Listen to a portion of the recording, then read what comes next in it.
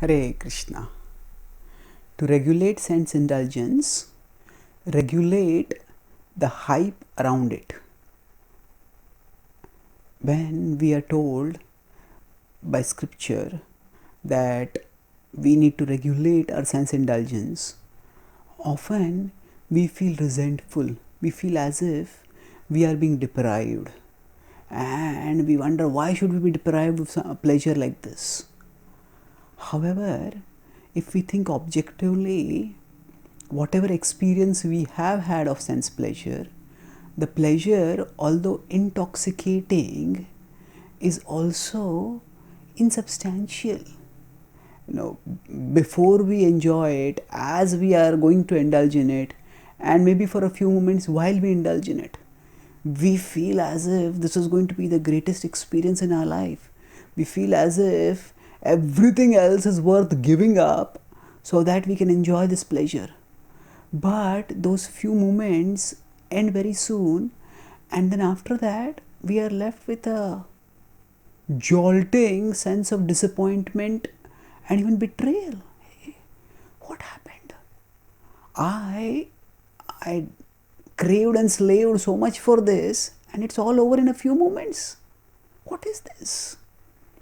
Unfortunately, this jolting realization does not stay firm in our heart because the hype around it is so great that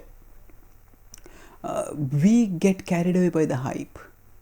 Although our experience should be the strongest testimony in the court of our heart, but still somehow we discard our experience as if it is unimportant, as if it is misleading.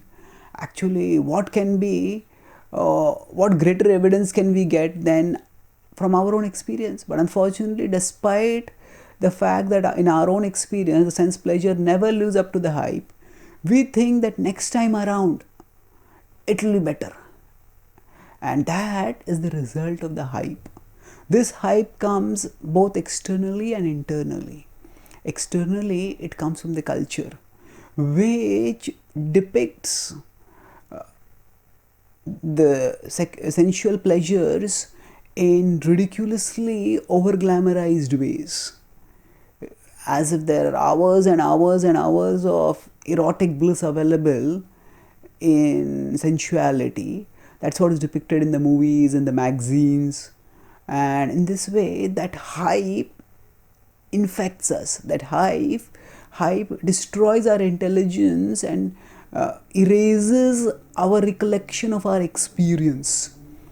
And thus, the external hype becomes internalized. And it can become so internalized that our mind hypes things up even when there is no hype externally.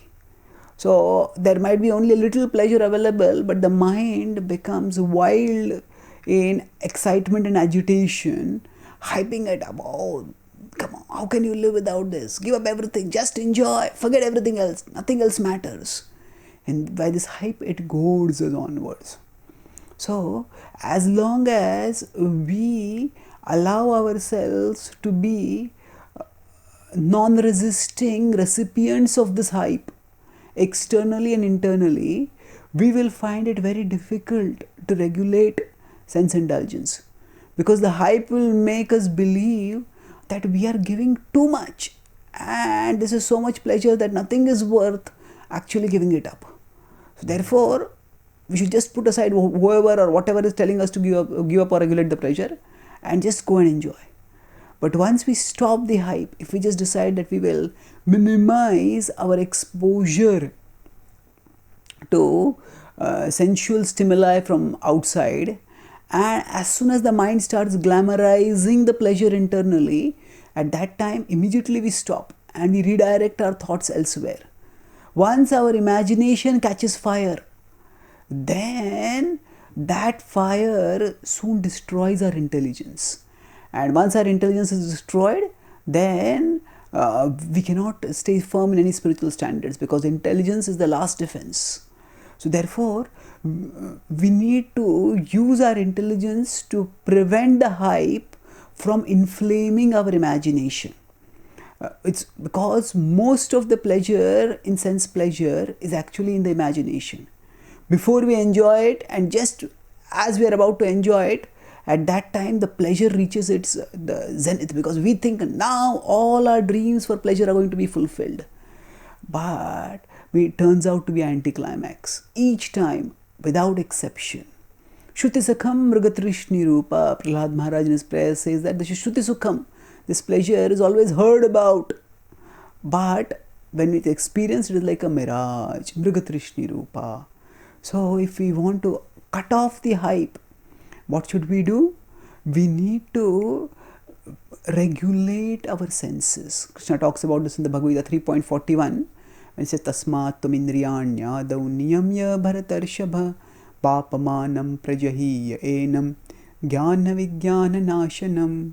Therefore, Arjuna, indriyanya dau, right from the beginning, control the senses and thus conquer this great enemy. So when we control the senses, and the next verse he says, in the two verses later in 3.43 also states, Evam buddhe param buddhva samstabhyatmanam atmana jahishatrum mahabaho kamarupam durasadam.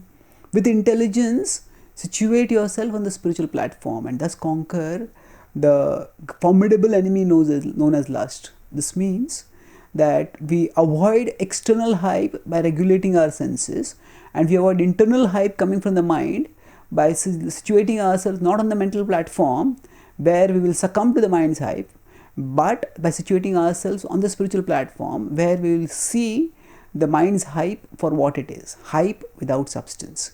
And thus we can protect our imagination, and thereby protect our imagination from being misled by the hype, and thereby protect our spirituality. And as we in this way focus on our spiritual growth, we find inner happiness and we break free from the sensation that we are being deprived. Because as we experience fulfillment at the spiritual level, then we realize that actually giving up the spiritual fulfillment for chasing the mirage of material pleasures, that is the actual deprivement. And why should we deprive ourselves thus, we say? And that inspires us not to turn towards sense pleasure, but to turn more firmly and wholeheartedly towards Krishna, and therein experience life's greatest fulfillment. Thank you. Hare Krishna.